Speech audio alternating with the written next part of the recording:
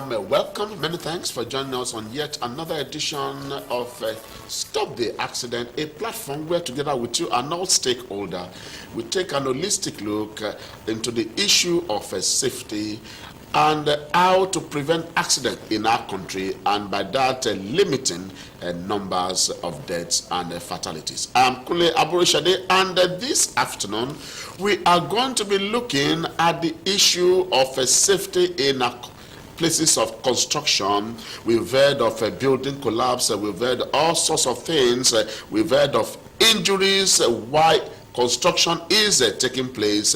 That will be our agenda this afternoon, and the gentleman to do that is here already in our studio. And when I read his bio, you will agree with me that that is the right personality to bring here to break it down for us. It's a Stop the Accident on this cool breezy Sunday. We'll be right back. Now you have a voice. Now you have the platform. Now let it be our collective responsibility to stop the accidents. Stop the Accidents beams its searchlight every week on the issue of safety and how to prevent accidents at the workplace, in our homes, on our roads, and on construction and building sites, and other accident-prone settings. Join Timiduro Dola and Kuna Borishade as they investigate and talk to experts to bring you safety scoops every week. Stop the accident.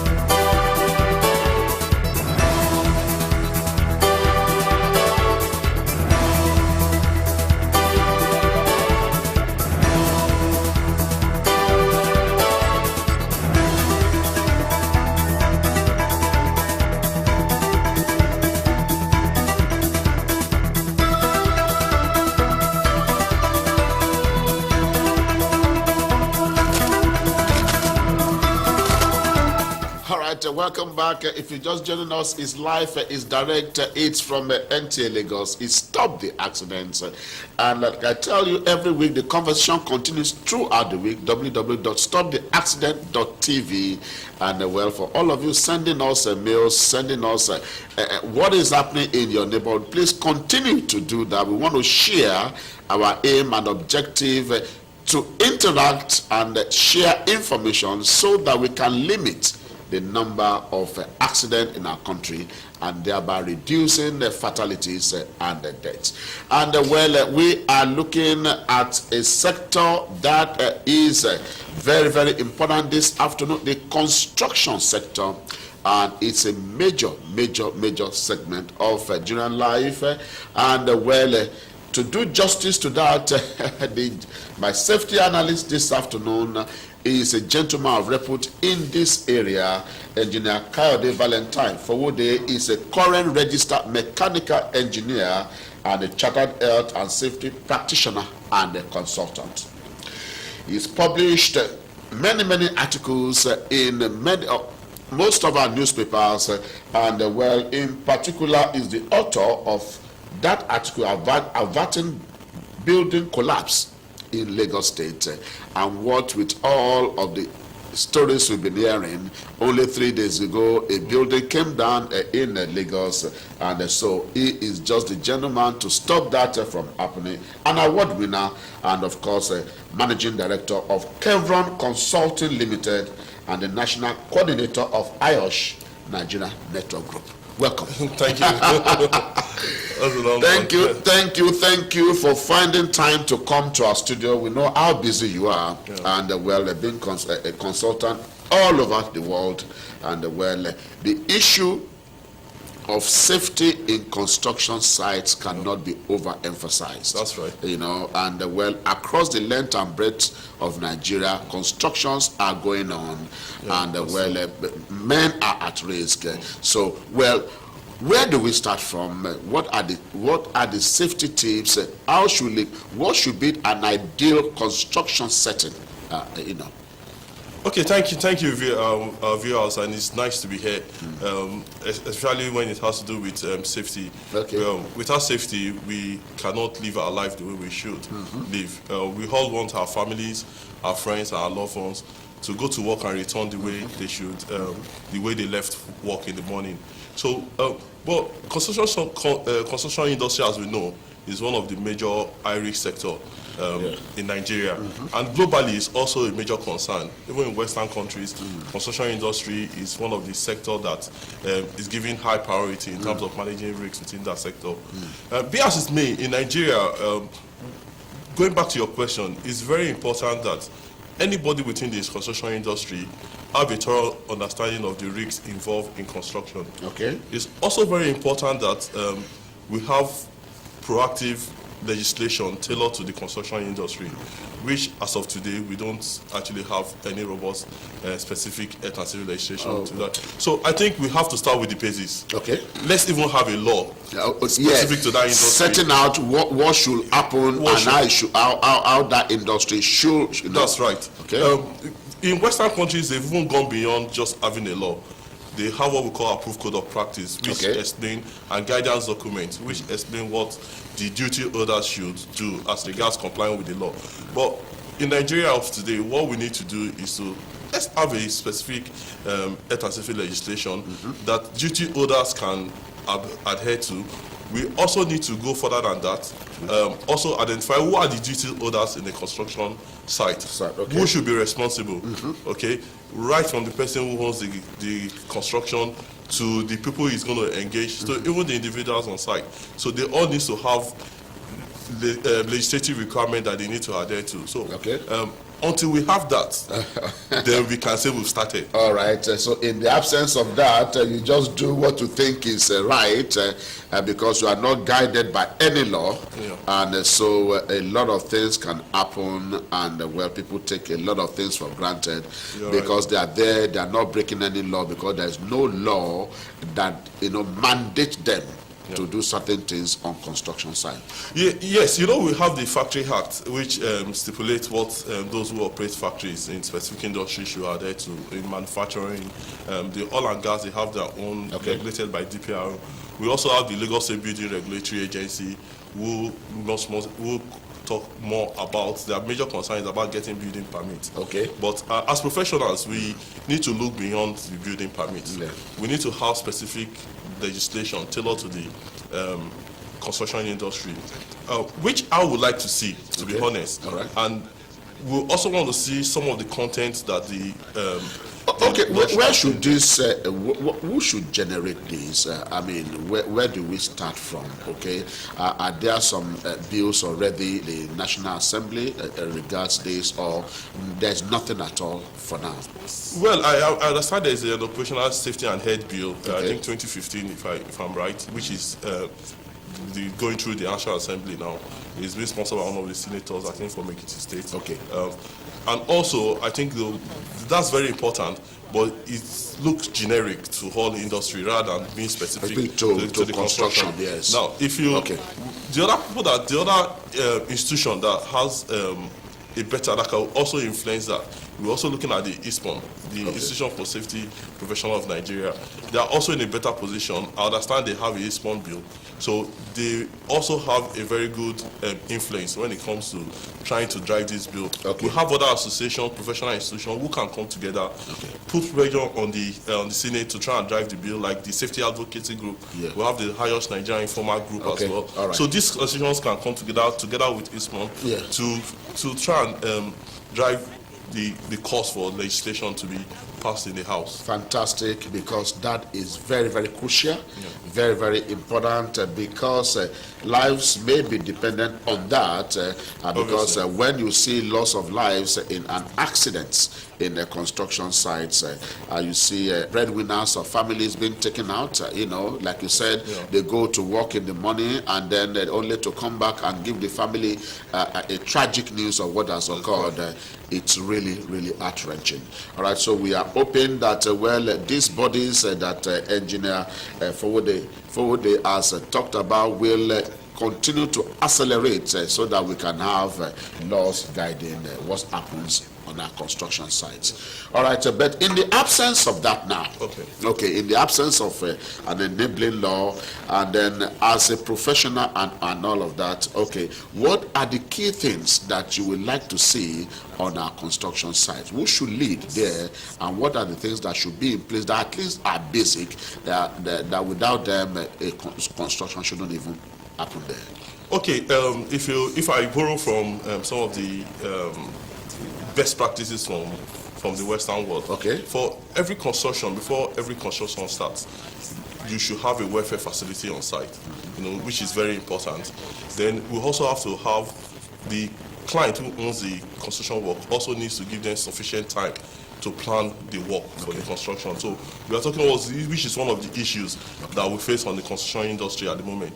Because of time pressure, the client doesn't give sufficient time for pre-planning. Yeah. Pre-planning, and construction starts from the paper. Once you start writing on paper, then that's when you started already. Yes, okay. So pre-planning is key Yeah. to construction activity. So the other aspect I also want to see is the areas of documentation. Okay. Unfortunately, before we even get to documentation, you also need to have competent contractors, principal contractors. Yes. Now, and that area is key because you see unqualified people undertaking construction endeavors, and that alone is serious danger. It's very serious. Very, very serious. And because the issue of collapsed building come to mind and all of that. So we are looking at two aspects, conduct of workers while the construction is going on to avoid accidents and all of that, and then the quality of the end product of what has been done, in the construction site. So you were talking about pre-planning, making sure that everything that is going to happen on site has been taken care of before you deploy men and material. Yes, pre-planning is key, but like I said earlier, in Nigeria, we don't actually have a basic understanding of what makes up the pre-planning stage of the construction activity. For example, the client owes a duty to whoever is contracted his job to, like the principal contractor that he has appointed, to provide some information which we call, in terms, it can be a form of HSE file, which gives the residual risks about the site the person is going to work before he's even engaged. You also have information such as the survey. If there's any ground information about where the construction activity will take place, you're supposed to provide that. If there's any survey drawings, like if there's any lighting features or underground services or via service around the area, those information needs to be provided to the principal contractor. Now, when we move from that to the principal contractor, the principal contractor, based on the information supplied at the pre-planning stage, also need to look at design issues as well. The designer also needs to look at the risks involved in the design of what the structure he wants to build. Those residual risks that will pose danger to people who will use, who will build, who will maintain, and who will demolish at the lifespan of the project. Those risks need to be taken care of. And the designer needs to also justify that those things have been, those risks that might come up has been taken care of right from the design stage before he hands over to the principal contractor that will build. Now, you now move from principal contractor from designer to principal contractor. So you can see it's a long chain of responsibility. It's a long chain, and each of that must be thorough. It has to. It's got to be thorough because men are at risk here.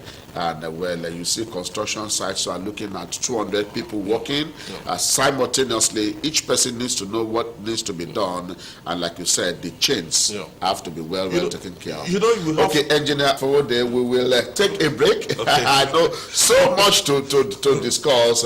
I know your passion, your enthusiasm, and your article averting building collapse in Lagos State, because we've heard of a lot of buildings coming down, life lost in Lagos State, and the author of averting that, it should be a manual for all of those who are engaged in construction, and like he's saying, it will come down and continue to break it down for us. And if you're a contractor and you are listening, don't say, we have been doing this thing, you just have to go by the book.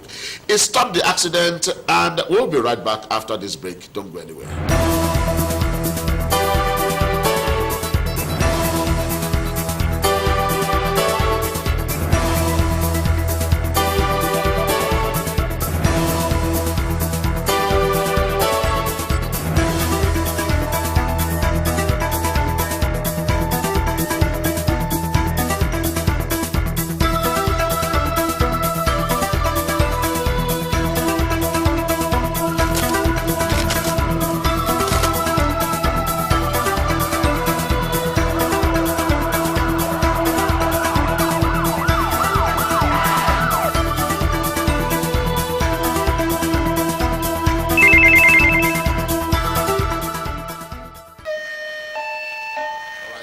welcome back. It's a Stop the Accident. And well, if you're just joining us, take a seat and relax. My guest is a very, very knowledgeable personality in the safety issues, especially as it affects construction.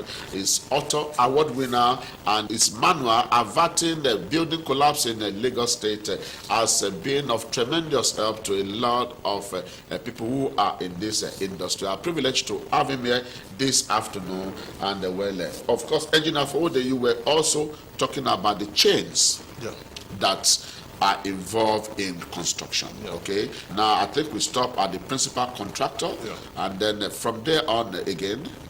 Yes, people say safety is common sense, but it goes beyond common sense. And as we know, it's a joint responsibility. That is why I have concern when there are incidents that has to do with construction activity. And the first person that is held responsible is the principal contractor, the guy building. So you are liable and he's being prosecuted. It goes beyond that. It's a joint responsibility. So, like I said, there are chains of responsibilities. The client who owns the project is responsible to appoint competent people, competent contractors. How does a layman, who just wants, maybe let's start from the basics, a layman who wants a house built, and well, he wants to approach a professional to get this done, is there a listing of qualified people? How do you know that the person you have called to get this done for you is truly qualified? Well, it's quite difficult, but that as a minimum, you're supposed to do due diligence. One, you want to get access to the possible contractors you can get, not based on relationship, but based on competency. Or who you know. Or who you know. That's one of the. That's where the risk starts from. You're going to borrow risks from outside and take responsibility for that. So you want to make assess your contractors based on their past incidents. What's their past history concerning the work they've done in the past? You don't just want to look at costs, because when you put priority on cost above competency, that is what you get. Then you also want to make sure that the people you are engaging have as a minimum some specific HSC requirements. There's what we call contractors assessment, and there are basic questions you want to ask that will give you an idea of what the competency of the contractor. For example, if I'm asking a contractor to build for me, and I'm asking you, I've given you my pre-information that you need, then I'm asking you, can you develop the HSC plan for this project? And it's asking what's the HSC plan. Then you are asking him what's the risk, we need risk assessment. You asking for method statement. You're asking for those previous records, their data, previous incident data. You're asking them HSC policy, and they can't provide these things.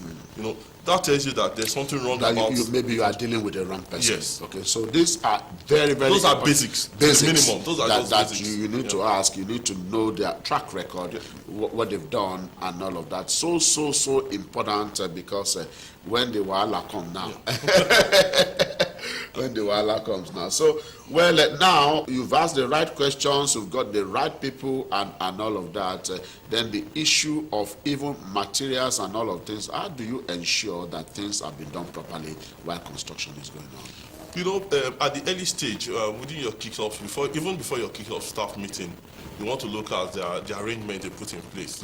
You look at management arrangements. What are the structures they've put in place in terms of managing health and safety on the construction project?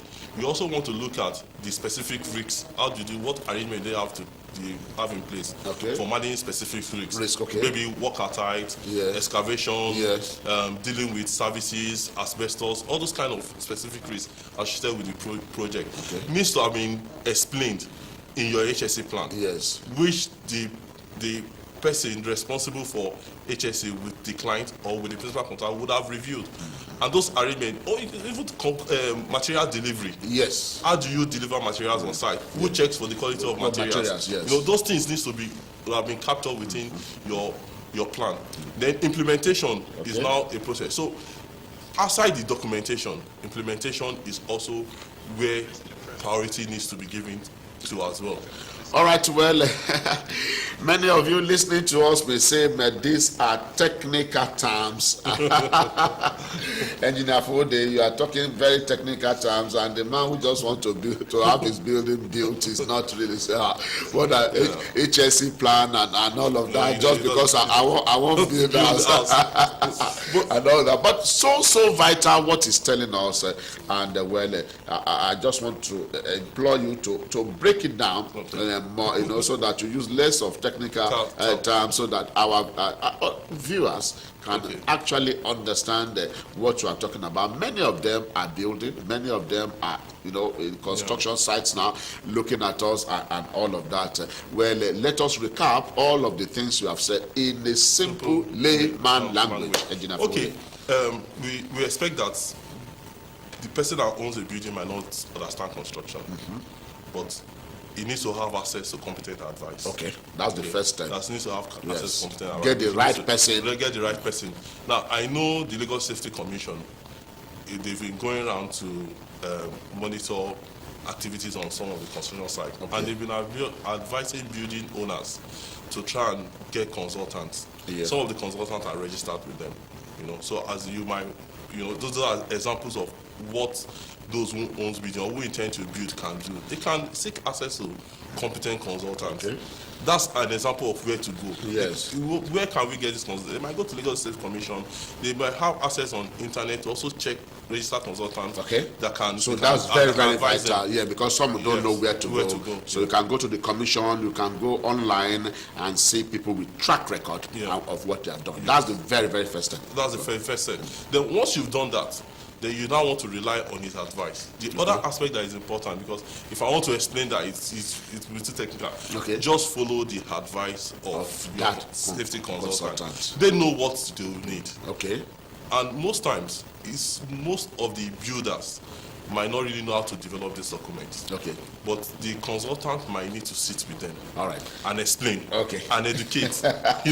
Engineer Fowode, we have not done justice to this very important subject matter. Safety in construction. That's our topic this afternoon.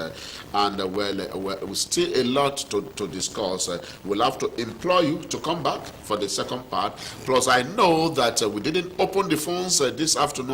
A lot of people would like to have asked very important questions from you to things that they are confused about and all of that. So we hope that you are going to come back and then we'll finish this subject. It's my pleasure. It's what I enjoy doing. And at any time, I'm always willing to. Fantastic. That's a promise, because we're very busy, man. And that's a promise to millions of our viewers. It will be back. Engineer KAYODE Valentine Fowode, our special safety analyst this afternoon. We'll do it next week by the grace of God. Have a fantastic Sunday. Bye-bye.